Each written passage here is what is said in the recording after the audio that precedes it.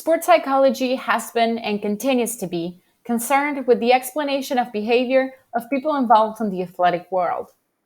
One of the theories that helps serve this purpose is attribution theory. First used in clinical psychology by Fritz Heider, attribution theory was later applied to social psychology with Bernard Winner and was subsequently applied to achievement settings. This theory seeks to understand how individuals interpret events and determine the reasons why they act the way they do. Why do people try to figure out the reasons for behavior anyway? According to motivational approaches, we want to be able to manage both ourselves and our environment effectively, but most importantly, we search for a guide for future behavior. In the sports setting, attribution theory seeks to understand the causal attributions athletes apply to their own successful or unsuccessful outcomes. These attributions can generally be identified as the answers to why questions, and they are grouped in three different categories: locus of causality, controllability, and stability. Locus of causality refers to whether the cause of an event is internal or external.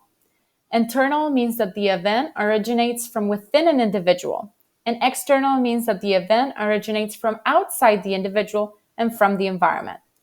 Take John, for example. John just lost his tennis match. An internal attribution from John would be, my serve was not good.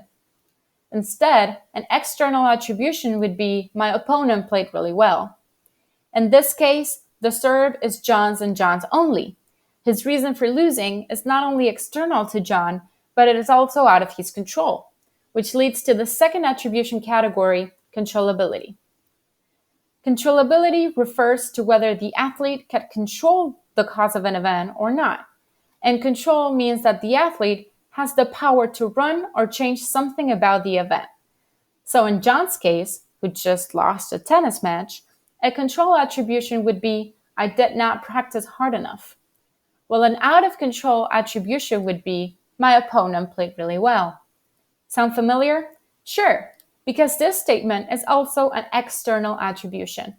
Sometimes attributions that are internal are also under our control, and attributions that are external are also out of our control. The last category of attributions is stability. Stability refers to whether the cause of an event changes or not over time. Stable attributions do not change over time, while unstable attributions do. Let's take a look at John again. If he says, I'm not good at tennis, he's making a stable attribution that stays the same for quite some time. Instead, if he says, I haven't been sleeping well, he's making an unstable attribution that can soon change. All attribution categories impact different emotional experiences, such as anger, gratitude, pride, shame, and hopelessness. And it can also impact other factors such as goal-seeking behavior and expectancy of success.